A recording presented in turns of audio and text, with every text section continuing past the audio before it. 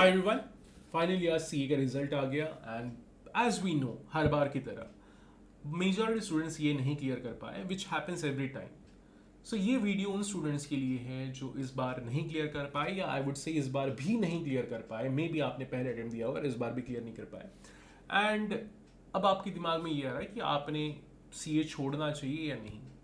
इस वीडियो में मैं आपके इस क्वेश्चन का आंसर करूंगा.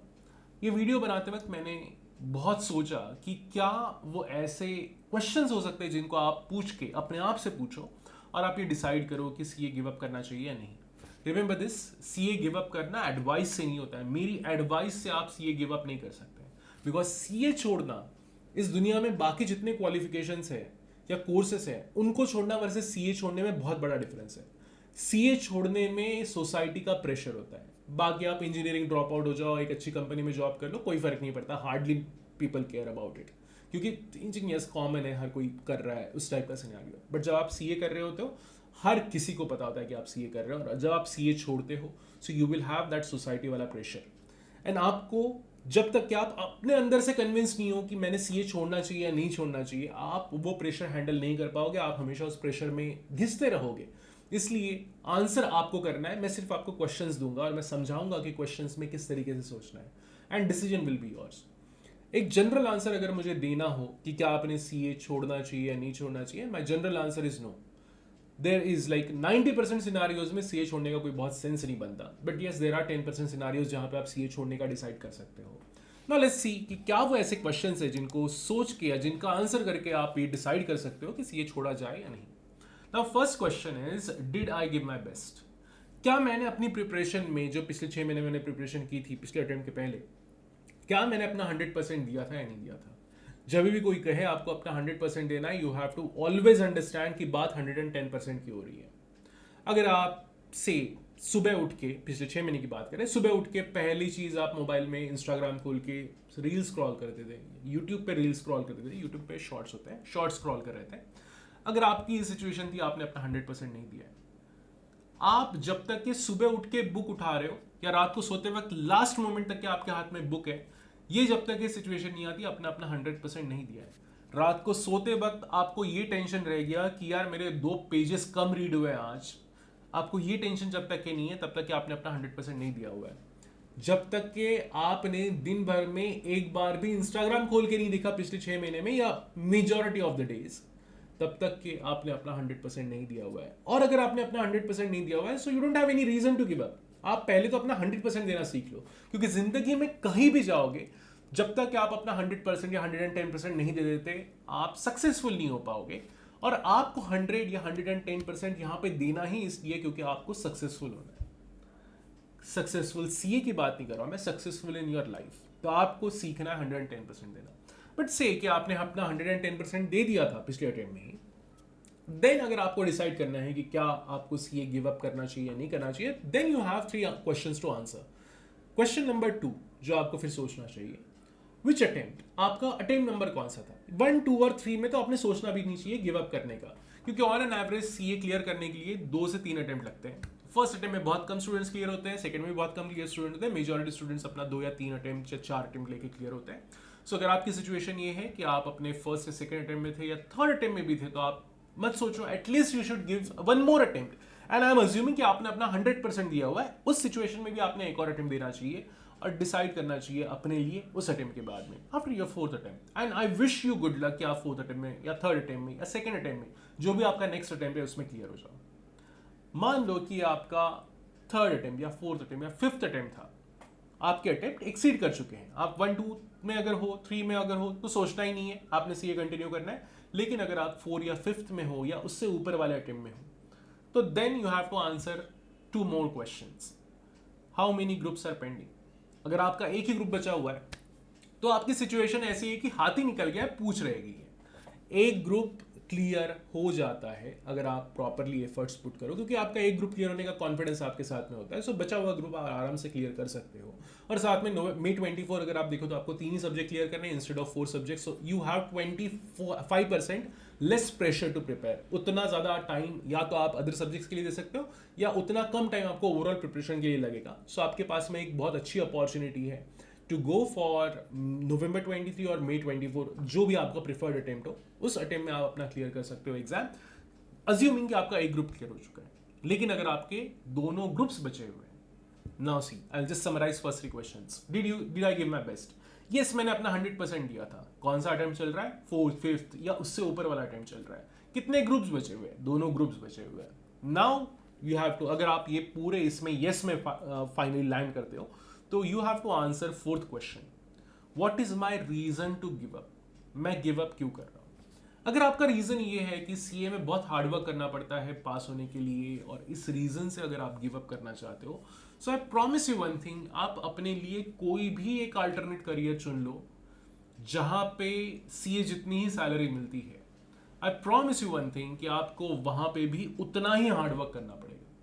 हार्डवर्क का कोई अल्टरनेट नहीं है। सीए में अगर हार्डवर्क नहीं हो पा रहा है इसलिए आप दूसरी जगह जाना चाहते हो, सो यस, वहां पे भी आपको हार्डवर्क करना पड़ेगा। सो हार्डवर्क नहीं करने के लिए आप सीए नहीं छोड़ सकते। लेकिन कुछ पॉसिबिलिटीज मैंने अपनी लाइफ में ऐसी देखी हुई है कि बहुत सारे स्टूडेंट्स के पास में सीए कंटिन्यू करने का रीजन नहीं बचा, या कभी रीजन था भी नहीं, वो बस सीए में आ गए थे और कर रहे थे।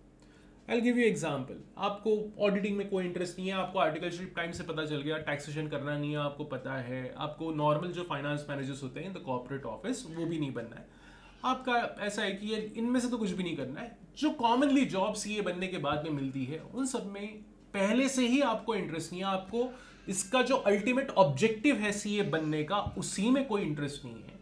So yes, that's a possibility. इस पर्टिकुलर सिचुएशन में you can give up your CA. I promise you one thing, जितनी मेहनत आप सीए में करके या सीए में करते हो सीए बनने के लिए, उतनी मेहनत में एटलीस्ट 5 कोर्सेज तो मैं आपको बता दूंगा जो करके आप आराम से सीए जितनी सैलरी अर्न कर सकते हो। बट रिमेंबर वन थिंग, मैंने क्या कहा, सीए में जितनी मेहनत करनी पड़ती है उतनी मेहनत में दूसरे कोर्सेज हो जाएंगे और आप आराम से उतनी सैलरी अर्न कर पाओगे। मेहनत उतनी है, मेहनत का कोई अल्टरनेट नहीं है। और एक और चीज़ भी है ना कि मान लो यहाँ पे आप मेहनत नहीं कर पाए, तो क्या गारंटी है कि अगले कोई कोर्स में जाके आप मेहनत कर पाओगे? ये भी पॉसिबिलिटी कि यहाँ नहीं मेहनत कर पा रहे, वहाँ जाए, वहाँ पे भी मेहनत ना कर पाओ। So this a completely like totally possibility है ना, टोटल पॉसिबिलिटी। सो ये भी आपको सोचना है।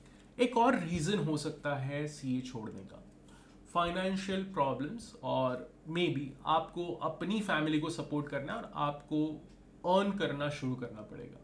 If that's your situation, then my recommendation is, ठीक है, so वो ये जो दर्द रहेगा ना, मतलब जब आप सीए छोड़ोगे, आपकी मजबूरी है, आपको छोड़ना ही पड़ेगा। बट एक चीज़ मैं समझा देता हूँ, वो समझ लो। इस सिचुएशन में जो सीए छोड़ने का दर्द रहेगा वो कुछ ऐसा रहेगा कि आप फुल्ली सीए को नहीं छोड़ पा रहे हो, सीए अंदर छूट जाएगा और आपने सीए को छोड़ दिया। सीए आपके अंदर रह गया और आपने सीए छोड़ के आपने जॉब कंटिन्यू कर लिया, और आप जॉब कर रहे हो और हमेशा ये एक मलाल रहेगा जिंदगी भर की सीए नहीं कर पाए। सो इसलिए रिकमेंडेशन ये है कि अगर आपकी सिचुएशन ऐसी है, फाइनेंशियल रीजंस की वजह से अगर आप जॉब करना चाहते हो और इसकी वजह से आपको सीए छोड़ना पड़ रहा है, तो सीए छोड़ो मत। मई 24 से 3 ही सब्जेक्ट है, 3 सब्जेक्ट्स जॉब के साथ में प्रिपेयर हो सकते हैं अगर आप थोड़ा सा टाइम मैनेज करो तो। सो माई रिकमेंडेशन वुड बी कि आपने अटेम्प्ट्स देने चाहिए, आपने ट्राई करना चाहिए कि आप सीए क्लियर कर लो, and that this will be my recommendation. Then there is one more situation. आपको लगता है कि आप किसी एक चीज में बहुत एक्सेल करते हो, बहुत एक्स्ट्रा ऑर्डिनरी हो, बट सीए के लिए आप सुटेबल नहीं हो। Understand this thing. बहुत सारे ऐसे कोर्सेस है, for example I will give some examples. Law एक प्रोफेशन है, लॉयर्स का प्रोफेशन है। इन्वेस्टमेंट बैंकिंग एक प्रोफेशन है, एंड मे बी लाइक और भी ज़्यादा हो सकते हैं, लेकिन इन दोनों के बारे में मैं थोड़ा ज़्यादा जानता हूँ तो उसके बारे में बात करूँगा। कुछ ऐसे प्रोफेशंस होते हैं जहाँ पे आप एक पर्टिकुलर डोमेन में एक्सीलेंट हो तो आप वो चीज़ें क्लियर कर पाते हो। फॉर एग्जाम्पल, आप लॉ वाली साइड में अगर अच्छे हो तो आप लॉयर आराम से बन सकते हो, एलएलबी भी क्लियर कर सकते हो, एलएलएम करना है वो कर सकते हो, और बढ़िया सी लॉयर, कॉर्पोरेट लॉयर की जॉब ले सकते हो। आप न्यूमेरिकल लॉजिकल रीजनिंग इस साइड में बहुत अच्छे हो और आपको फाइनेंस में इंटरेस्ट है, इन्वेस्टमेंट बैंकिंग में इंटरेस्ट है, then you can easily become FRM और सीएफए। और वहाँ पे जिस टाइप का नॉलेज टेस्ट होता है वो मेनली लॉजिकल रीजनिंग प्लस आपका जो न्यूमेरिकल एप्टीट्यूड है, ये सभी टेस्ट होता है, बहुत ज़्यादा लिखना नहीं पड़ता। आप उस साइड में निकल सकते हो and you can become investment banker, आप वहाँ एक्सेल कर सकते हो। सीए की मेन जो प्रॉब्लम है, जो हम सबको पता है, सीए में तीनों चीजें टेस्ट होती है। एक, मेमोरी, आपको रट्टा मारते आना चाहिए। जो लोग बोलते हैं कि बिना रट्टे के सीए निकल जाता है, बकवास है, सरासर बकवास है। मेरा सिंपल क्वेश्चन ये है, डीटी आईडीटी लॉ में पेनाल्टीज याद करते हो वो रट्टा मारते हो कि पेनाल्टी समझते हो कि किसी एक स्पेसिफिक चीज की पेनाल्टी 1 करोड़ है या 50 लाख है या 1500 है? वो रट्टा मारने वाली चीज है ना। सो रट्टा मारना is one of the skills required to clear CA. Second, logical reasoning. Third, writing skill. तीन चीजें लगती है, लॉजिकल रीजनिंग और एप्टीट्यूड, रट्टा मारने की कला, और तीसरा राइटिंग स्किल।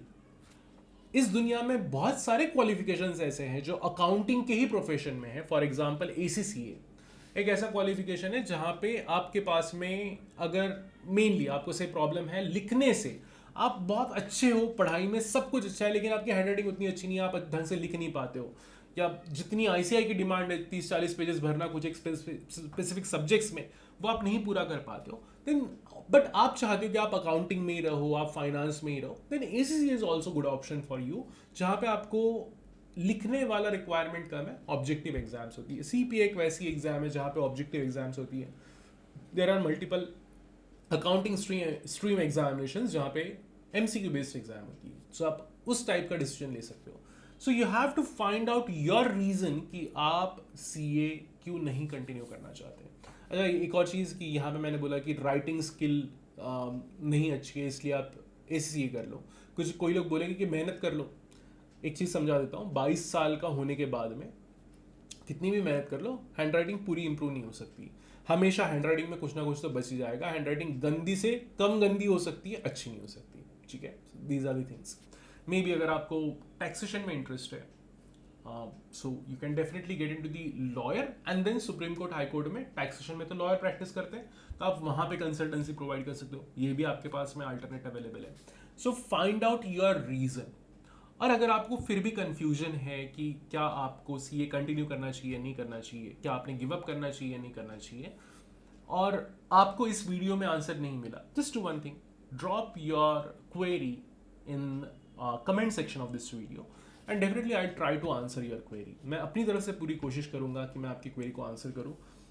जनरली मेरी प्रॉब्लम ये है कि मैं सिचुएशन को पूरा समझे बिना आंसर नहीं कर पाता हूँ, तो अगर आप ज़्यादा इलेबरेट करके अपनी सिचुएशन समझाएंगे तो मैं आपको आंसर कर पाऊंगा, क्योंकि मेरा आंसर मे भी हो सकता है आपके लिए करियर में एक डिसीजन या करियर में डिसाइडिंग फैक्टर हो, and that you have to think about. Okay, so that's all from my side.